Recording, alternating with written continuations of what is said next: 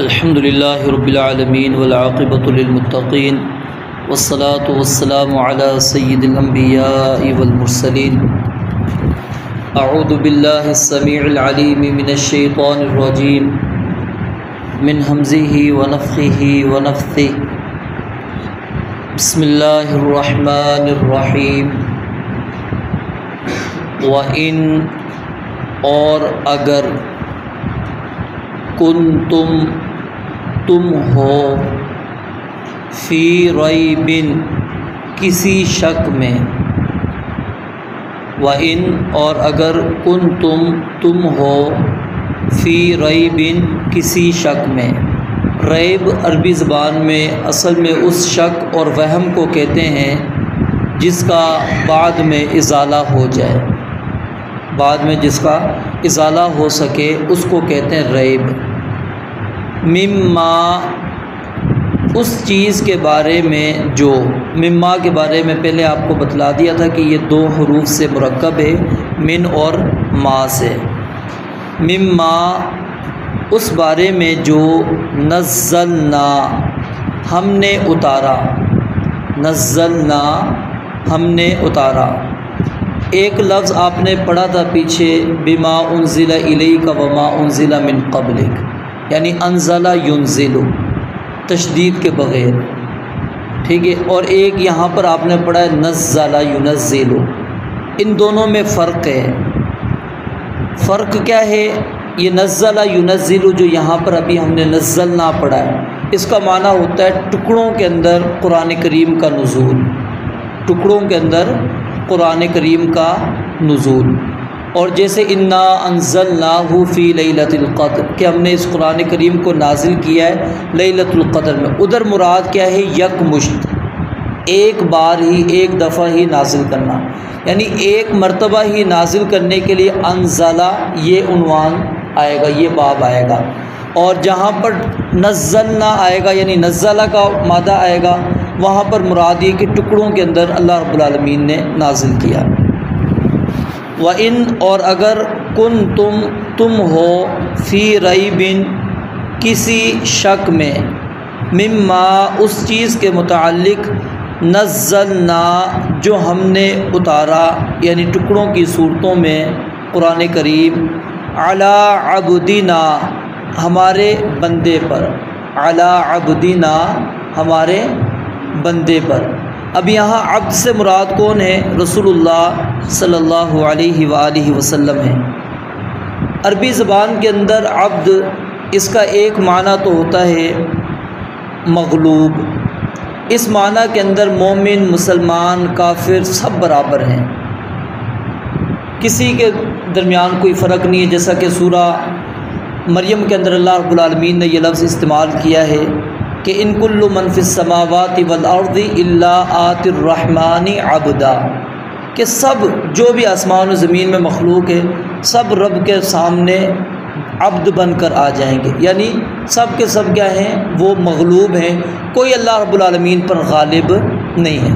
اس میں مسلمان، کافر سب موجود ہیں. اور دوسرا یہ لفظ عبد آزاد کے مقابلے میں استعمال ہوتا ہے، یعنی آزاد کو عربی زبان میں کہتے ہیں الحر، ٹھیک ہے، اور غلام کو کہتے ہیں عبد، تو اس کے مقابلے میں یہ استعمال ہوتا ہے. اور تیسرا یہ لفظ عبد استعمال ہوتا ہے اطاعت کے معنی میں. کس کے معنی میں؟ اطاعت کے معنی میں. اس کی پھر دو قسمیں ہیں، ایک اطاعت اللہ تعالیٰ کی اور ایک اطاعت شیطان کی. جو بندہ اللہ تعالیٰ کی اطاعت کرے گا اس کو کہہ دیا جائے گا عبد الرحمن، عبداللہ کہ رحمان کا بندہ ہے، اللہ کا بندہ ہے. وعباد الرحمن الذین یمشون، یعنی اس کو دوسرے الفاظ میں یعنی آپ یوں کہتے ہیں کہ خصوصیت کے ساتھ اللہ رب العالمین نے اپنے بندے کہا. اور جو شیطان کے پیروکار ہوں گے، شیطان کے پیچھے چلنے والے ہوں گے، ان کو کیا کہا جائے گا؟ عبد الشیطان. جیسا کہ حدیث کے اندر بھی نبی علیہ الصلوۃ والسلام نے یہ لفظ استعمال کیا، فرمایا تعیسیٰ عبد الدیناری، کہ وہ بندہ ہلاک ہو گیا جو دینار کا بندہ ہے، یعنی بس اس کی ساری مطمع نظر صرف اور صرف کیا ہے؟ مال و متاع دنیا کا.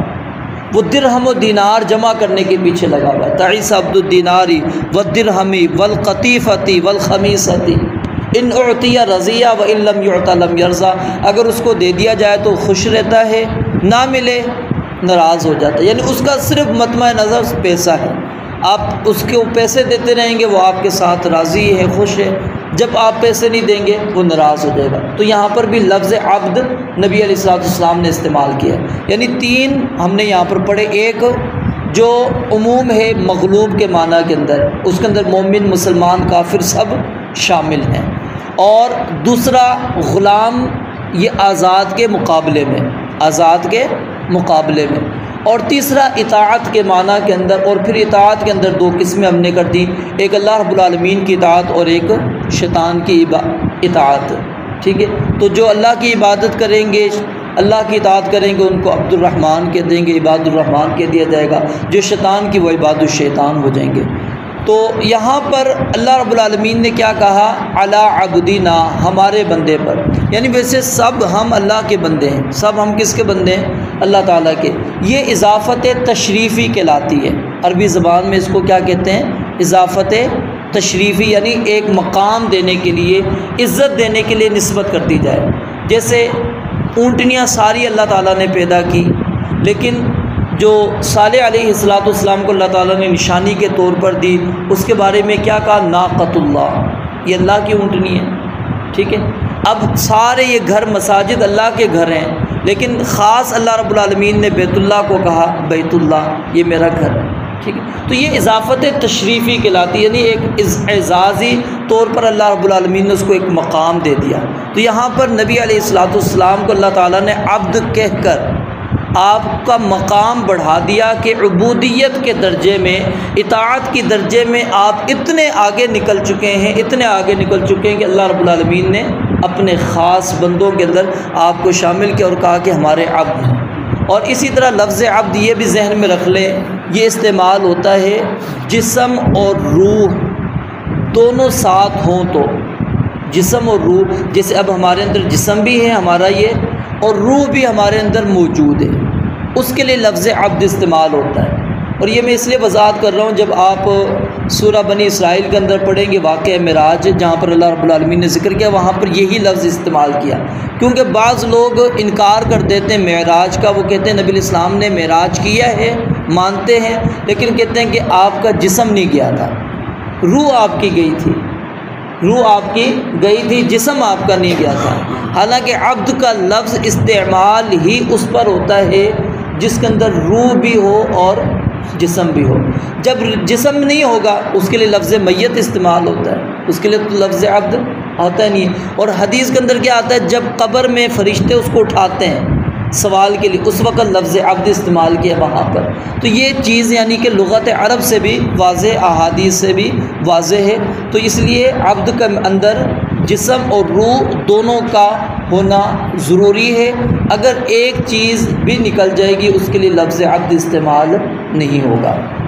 وَإِن كُنتُمْ، اور اگر تم ہو، فی ریبٍ، کسی شک میں، مما، اس چیز کے بارے میں جو نزلنا، ہم نے اتارا، علی عبدنا، اپنے بندے پر، فَأْتُوا، پس تم لے آؤ، فَأْتُوا، پس تم لے آؤ، بِصُورَةٍ، ایک صورت، بِصُورَةٍ، ایک صورت، مِن مِثْلِهِ، اس جیسی، یعنی قرآن مجید جیسی ایک صورت لے کر آؤ۔ یہ صورت کون سی ہے؟ مدنی صورت ہے۔ مکہ کے اندر اللہ رب العالمین نے 3 چیلنج کفار کو دیے تھے۔ ایک چیلنج اللہ رب العالمین نے مکمل قرآن کا دیا جو سورہ بنی اسرائیل کے اندر موجود ہے، قُلْ لَئِنِ اجْتَمَعَتِ الْإِنسُ وَالْجِنُّ عَلَىٰ أَن يَأْتُوا بِمِثْلِ هَٰذَا الْقُرْآنِ لَا يَأْتُونَ بِمِثْلِهِ وَلَوْ كَانَ بَعْضُهُمْ لِبَعْضٍ ظَهِيرًا۔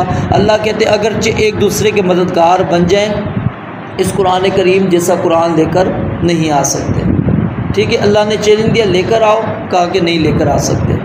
پھر دوسرا چیلنج اللہ رب العالمین نے دیا، فَأْتُوا بِعَشْرِ سُوَرٍ مِثْلِهِ، کہ 10 صورتیں اس جیسی بنا کر لے آؤ۔ پھر اللہ رب العالمین نے ایک چیلنج یہ دیا کہ فَأْتُوا بِصُورَةٍ مِّن مِثْلِهِ، ایک صورت بنا کر لے آؤ۔ یہ مکہ میں 3 چیلنج دیے، لیکن کفار مکہ نے اس چیلنج کو پورا نہیں کیا۔ مدینہ میں آئے تو پھر اللہ رب العالمین نے اس چیلنج کو دوبارہ لوٹایا، اور کہا یہ جو یہاں پر ہم پڑھ رہے فَأْتُوا بِسُورَةٍ مِّن مِّثْلِهِ کہ اس جیسی ایک صورت لے کر آ جاؤ۔ اور قرآن کریم نے اس چیز کو واضح کیا ہے کہ آج تک نہ کوئی بنا سکا ہے اور نہ ہی قیامت تک کوئی بنا سکے گا۔ اور پھر ایک کتاب ہے تفسیر کی، مولانا جمیل صاحب ہیں، لاہور کے رہنے والے ہیں، اچھی کتاب ہے ان کی تو تفسیر کے اوپر انہوں نے کافی مصنفین کے نام بھی نقل کیے ہیں، یعنی کہ مستشرقین میں سے، پھر یہودیوں میں سے، عیسائیوں میں سے، کہ جنہوں نے قرآن کریم کا مطالعہ کیا، قرآن کریم کے اندر غلطیاں نکالنے کی کوشش کی اور اس نتیجے پر پہنچے۔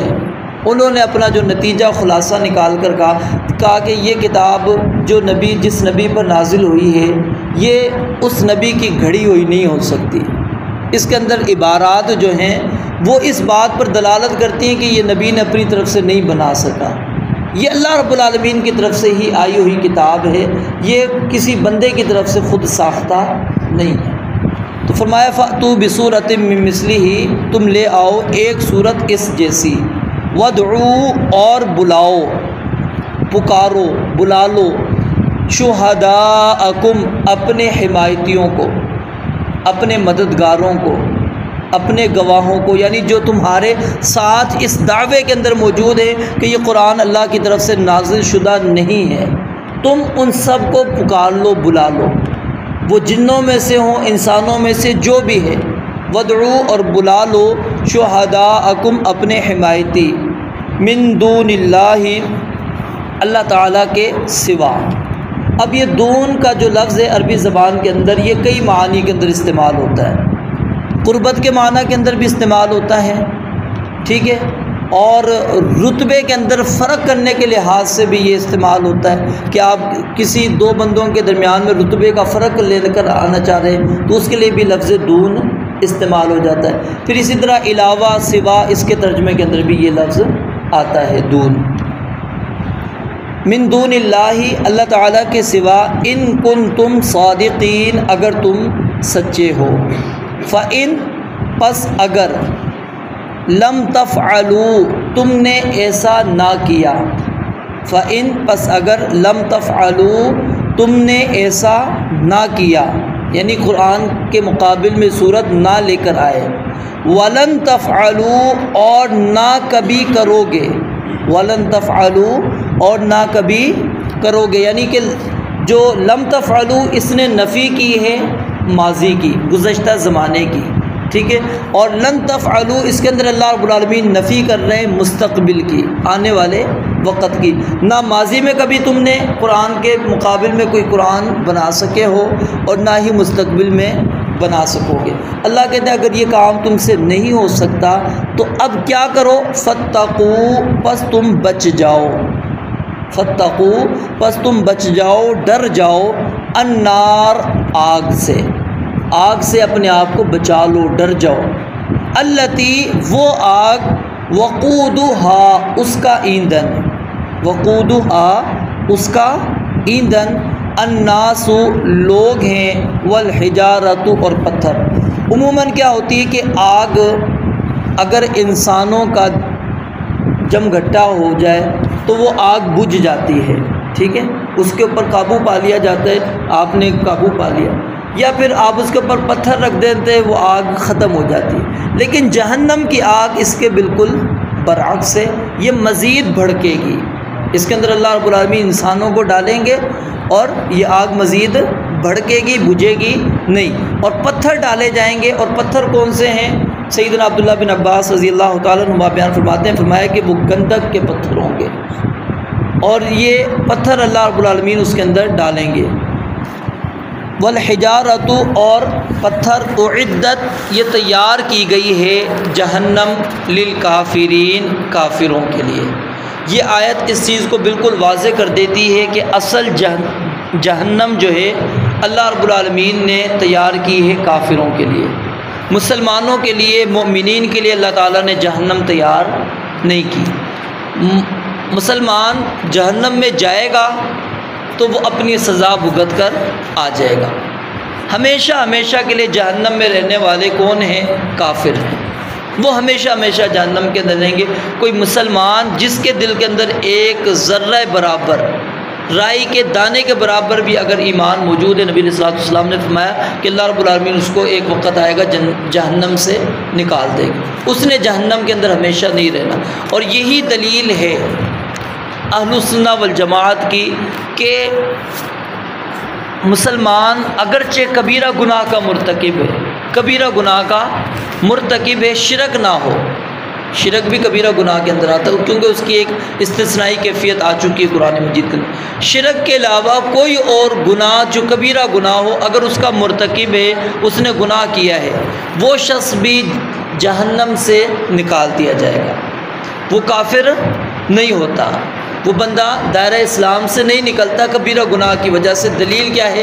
یہ آیت مبارکہ ہے، اور اس آیت سے یہ بھی ثبوت ملتا ہے کہ اس وقت جہنم موجود ہے، جنت بھی موجود ہے اور جہنم بھی موجود ہے۔ اور نبی علیہ الصلوۃ والسلام کی دعا کے اندر یہ الفاظ بھی موجود ہے، والجنت حق والنار حق، کہ جنت بھی حقیقی ہے، ثابت ہے، اور جہنم بھی ثابت ہے۔ بعض لوگ انکار کر دیتے، وہ کہتے ہیں جی جہنم اور جنت ابھی نہیں ہے، نہیں، جنت و جہنم موجود ہے۔ اور پھر حدیثیں بھی اس چیز کو واضح کرتی ہے کہ اشتقت النار الی ربہا، کہ آگ نے اپنے رب کے ہاں شکایت کی، کہا کہ میرے اندر بہت آگ ہے، اکل بعضی بعضا، میں نے ایک دوسرے کو کھا لیا ہے، اتنی آگ ہے، ہم ایک دوسرے کو ہی کھا رہے ہیں، ہمیں کچھ سانس لینے کا موقع دیا جائے۔ اللہ رب العالمین نے سال میں 2 مرتبہ جہنم کو سانس لینے کی اجازت دی۔ ایک مرتبہ کیونکہ جہنم کے اندر یاد رکھیں 2 قسم کا عذاب ہے، ایک یہ گرم عذاب یعنی آگ کی جو تپش ہے، اور دوسرا سردی والا عذاب ہے، سخت سردی، ٹھیک ہے، یہ دونوں اس کے اندر موجود ہے۔ تو ایک سانس وہ لیتی ہے تو وہ کیا ہوتا ہے، پھر گرمی سخت ہو جاتی ہے، ہم کہتے ہیں نا جی گرمی بڑی سخت ہو رہی ہے، یہ اصل میں اس حدیث کے مطابق جہنم نے سانس لیا ہوتا ہے، پھر وہ اس کے اثرات ہم 2 4 3 مہینے 5 مہینے تک برداشت کر رہے ہوتے ہیں، وہ سانس ہے اس کا صرف یہ۔ اور پھر اسی طرح وہ سانس لیتی ہے سردی کے موسم میں ٹھنڈا، تو اس ٹھنڈک سانس کی وجہ سے وہ سردی ہونا شروع ہو جاتی ہے۔ تو یہ اصل میں نبی علیہ السلام نے فرمایا کہ وہ 2 سانس ہیں اس کے جو جہنم لیتی ہیں، اور اللہ رب العالمین نے اس کو صرف اجازت اس لیے کی کیونکہ اس نے کہا کہ میں اب اپنے آپ کو برداشت نہیں کر سکتی کہ ہم اب آپس میں ہی کھاتے پہ رہیں۔ اور پھر جہنم کی وسعت کتنی ہے، جتنی مخلوق ڈال دو، جتنی مخلوق ڈال دو، جہنم کہتی ہے میرے پاس جگہ موجود ہے۔ حدیث کے اندر آتا ہے، اور یہ سورہ قاف کے اندر بھی آپ پڑھتے، یوم نقول لجہنم حل امتلأتی وتقول حل من مزید، کہ ہم جب جہنم سے کہیں گے کیا تو بھر چکی ہے، وہ کہے گی کیا اور بھی ہیں، یعنی وہ تیار ہے اس چیز کے لیے کہ جس بندے نے اللہ کی نافرمانی کی ہے میں آج اس کو اپنے اندر سمیٹ لوں گی، میرے اندر بڑی جگہ ہے۔ پھر اللہ رب العالمین اپنے قدم کو رکھیں گے اس جہنم میں، پھر قدم جب رکھا جائے گا تو وہ جہنم کہے گی قط بس، اب میرے اندر مزید گنجائش نہیں ہے، اب میں بس جتنے آ گئے بس یہ کافی ہے میرے لیے۔ تو یعنی کہ وہ اس کی وسعت کب ختم ہوگی، جب اللہ رب العالمین قدم رکھیں گے، وگرنہ اس کی وسعت ختم ہونے والی نہیں۔ تو جنت بھی موجود ہے، جہنم بھی موجود ہے، اور یہ ایمان بالغیب میں سے ہے۔ جو بندہ انکار کرتا ہے جنت اور جہنم کا، وہ قرآن کریم کی واضح سری آیات کا انکار کرتا ہے، وہ مسلمان نہیں ہے، کیونکہ اللہ رب العالمین نے اس کا ثبوت قرآن مجید کے اندر دیا۔ اور دوسرا اس آیات کے اندر ایک لفظ آپ نے پڑھا رسول اللہ صلی اللہ علیہ وسلم کے متعلق، لفظ عبدنا، یہاں پر ان لوگوں کا رد ہو جاتا ہے جو رسول اللہ صلی اللہ علیہ وسلم کو نور کہتے ہیں کہ اللہ کے نور میں سے ایک نور ہے، آپ اللہ کا جز ہے، ٹکڑا ہے، حصہ ہے۔